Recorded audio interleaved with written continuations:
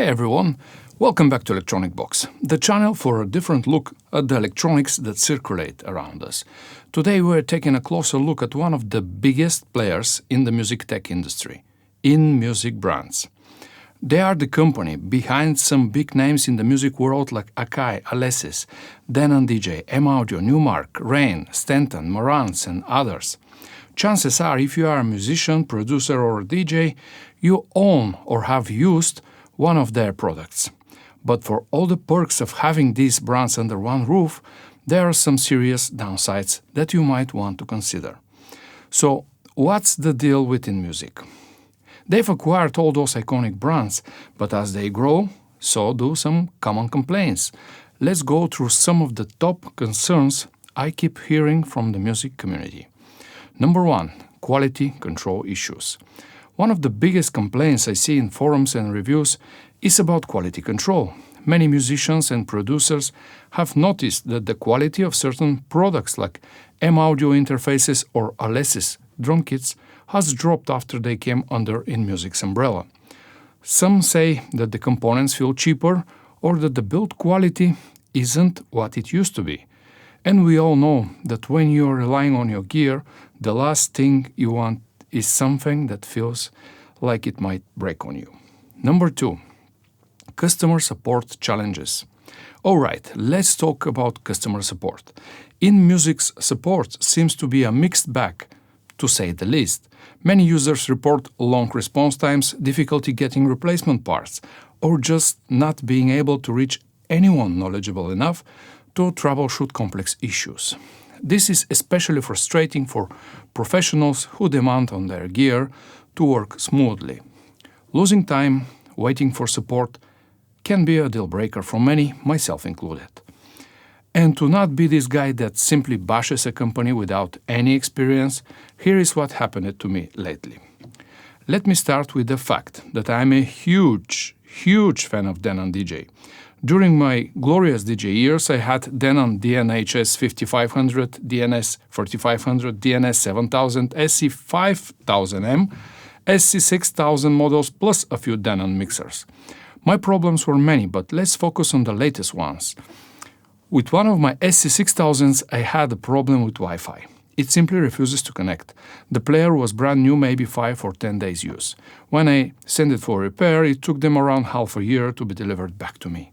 That is unacceptable from my point of view. The ugly part was that the problem was a buggy software and they had to just update the previous bad software.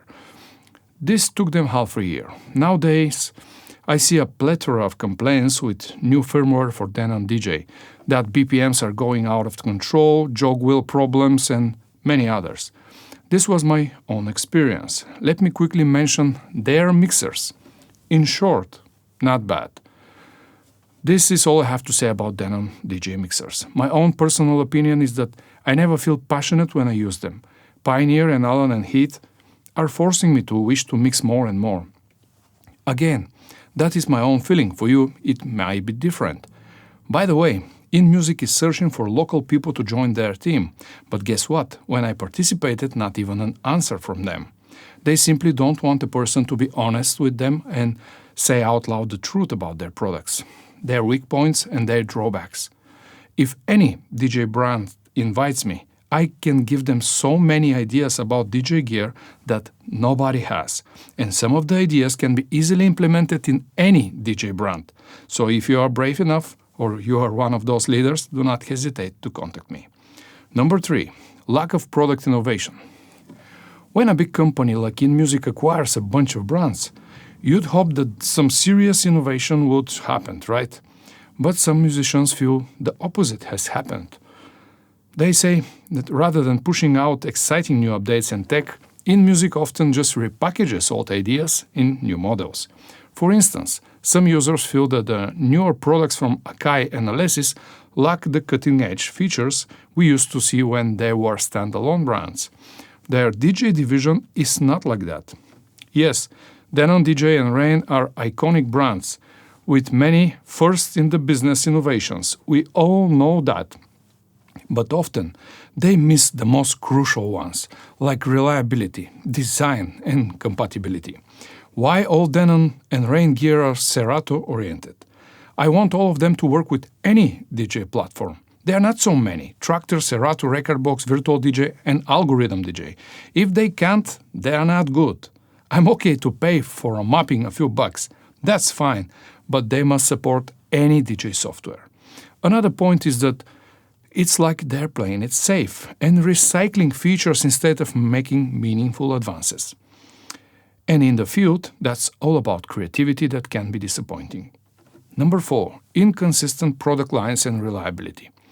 Now let's talk about product lines and reliability. I did mention some, but here is some more. With so many brands under one company, InMusic's releases can sometimes feel confusing. You might have two similar products from, say, M Audio and Alesis, but with different issues or software compatibility quirks. This inconsistency can make it hard to know which product is right for you, and even harder when troubleshooting. Some musicians report finding odd quirks in their gear, like audio dropouts or software crashes, that seem to go unresolved for a very long time.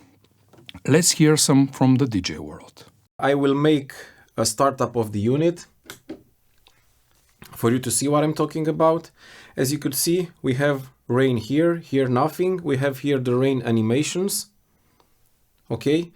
After the animation and the first boot up of the controller, here we don't have lines, here we have lines. I thought maybe the controller doesn't work because it doesn't have the latest firmware. So I have updated the firmware, but after the update, nothing happened.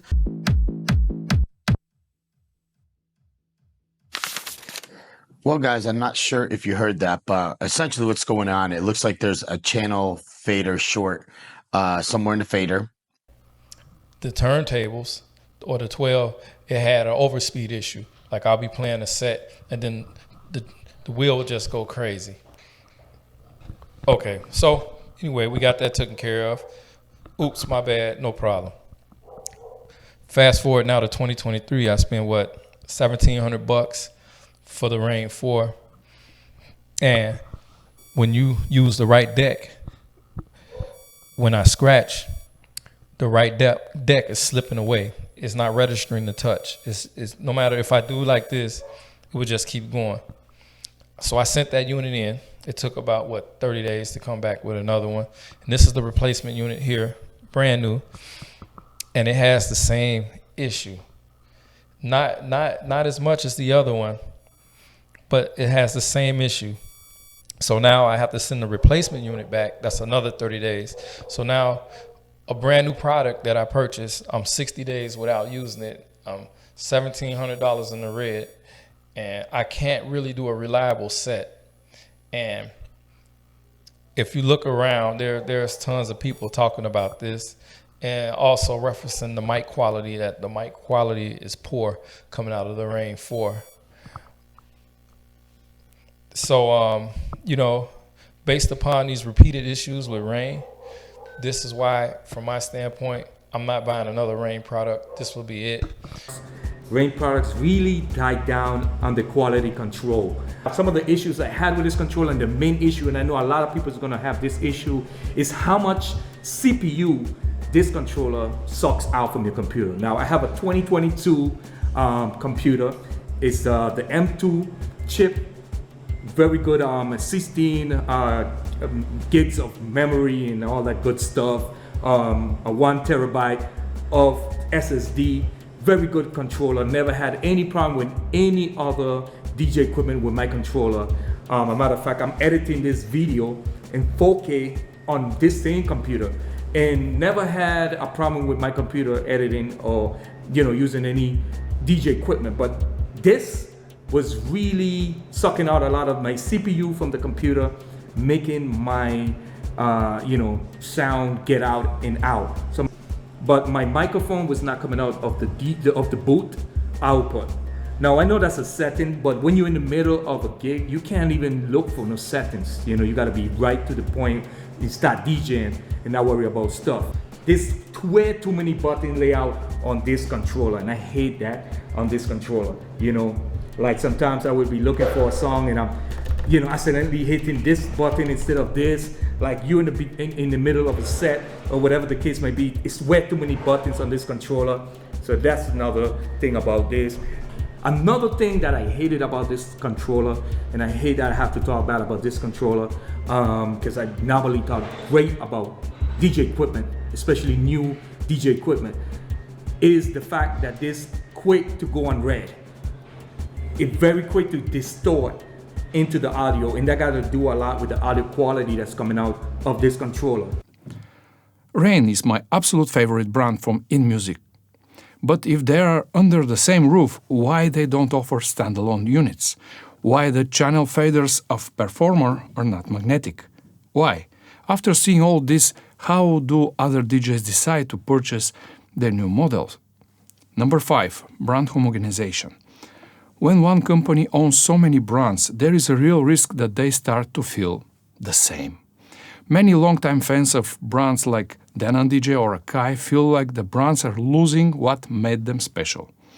The worry is that everything will be standardized, that they will lose at cutting edge. The fear is that InMusic's approach might prioritize branding over substance, leaving users with gear that doesn't quite live up to its legacy. Number 6. Environmental concerns. Last but not least, let's talk about sustainability. InMusic has been criticized for its lack of commitment to environmentally friendly practices. As consumers, a lot of us are becoming more mindful of the environmental impact of our purchases. And yet InMusic doesn't seem to focus much on sustainability. This includes everything from the materials they use to their electronic waste policies. In an industry with such a huge footprint, that's something many of us would like to see addressed. In conclusion, some of the main concerns people have with InMusic brands. From quality control to customer service, product innovation to sustainability, there are definitely areas for improvement. And while a lot of their products remain popular, it's good to go into a purchase with all the facts. While I'm pointing out some critical aspects here, let's say a few very good things. I don't have personal experience with all musician gear mentioned above, but I'm quite aware of their DJ lineup, and I have to admit that Denon DJ and Rain are two brands that reached a level that was impossible even for Pioneer and other leaders. Their SC models for some aspects have times better features than Pioneer. For example, 2 players in one unit. That's a killer feature. How about the first in the world standalone player that can analyze MP3 files on the fly during live sets? Pioneer can't do that.